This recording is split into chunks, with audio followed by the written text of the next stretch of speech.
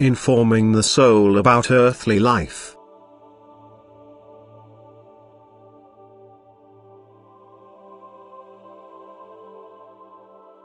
As soon as you ask me a question, I will answer and instruct you, so that you understand correctly and all ambiguity is lifted.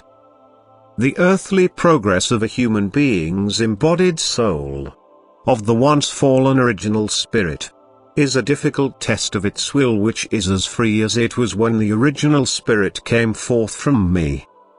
For it is fought over by two sides, and it alone will determine the outcome of this battle. Spiritual guardians will always stand by its side, but they may not interfere with its free will. And at the same time, countless adverse forces endeavor to cause the human being's fall once more. However, it is possible for him to master the latter by unwaveringly turning his will towards me, and thereby constantly receiving strength to resist and pass his test of will. But since the original spirit is still completely without knowledge at the onset of its incarnation as a human being, since, due to its apostasy, due to its rejection of my light of love, it has deprived itself of its light, knowledge and awareness, it has to be instructed, and this takes place from outside and from within. Through my spiritual spark inside of him, which ceaselessly urges it into doing kind deeds, and then also imparts an inner light to the human being. In addition, I will always direct a human being's circumstances such that he will be able to learn from them, because time and again spiritual guardians will influence his thoughts to take the right direction, to muster the will to turn to me, and then I will be able to work exceptionally in him myself. Thus I take every care that the original spirit will be able to reach its objective as a human being during its earthly existence once it has expressed its will to undertake this final test of will as a human being.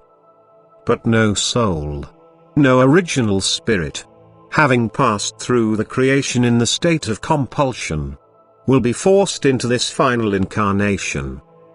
The state of compulsion comes to an end the moment all small particles of an original spirit have congregated again, and from this moment on this original spirit will be free once again. It will not be subjected to coercion, neither from mine nor from my adversary's side. It will be able to determine its own fate.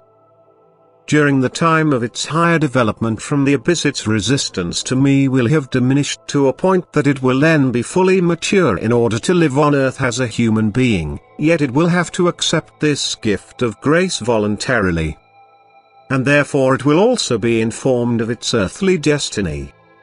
As a result of my permission, the original spirit realizes that it is not yet at home where glories await it, and it wants them, but it also realizes that only the development as a human being will lead it back into its lost home.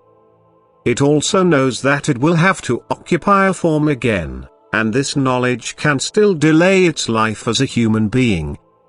But as a rule it will readily accept the embodiment as a human being and feel strong enough to pass its final test of will.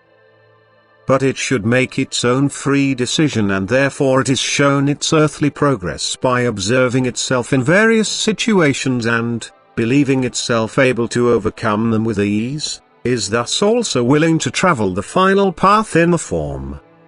However, I know every single original spirit's degree of maturity, and I am able to let it visualize its earthly progress like a vision. I also know how this dreamlike occurrence affects the individual soul, and am able to induce its embodiment into the human form accordingly, which only becomes a living being when the original spirit has taken possession of it.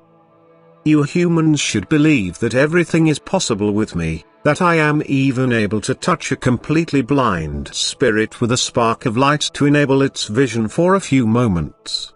And that these moments suffice to activate its will, which the original spirit is able to use again once all its substances have reunited. You should also know and believe that I do not require any length of time, and yet my will brings forth what I consider necessary. And this expression of will by an original spirit to accept the human form is necessary, for it has left its constrained state and should now also freely decide to accept its earthly progress as a human being. But the human being's physical body only becomes viable when the original spirit has occupied it as a soul.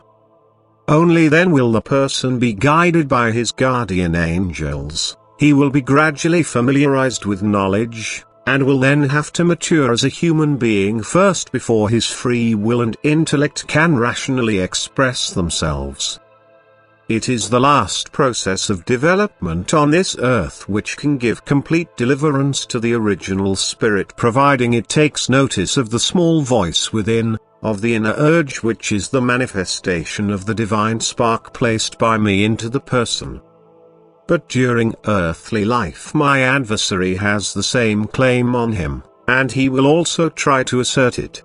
The human being is at all times subject to influences from above and below, however, he himself has to decide who will gain power over him.